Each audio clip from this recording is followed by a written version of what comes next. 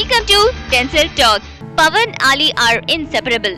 మనకి ఎప్పటి నుంచో తెలుసు పవన్ కళ్యాణ్ ఆలీ ఆర్ ఇన్సెపరబుల్ అని. వాళ్ళని ఎప్పుడూ విడదీయలేం. వాళ్ళ ఫ్రెండ్లీ రిలేషన్ ఇప్పటిది కాదు, కొన్ని ఇయర్స్ నాంటిది.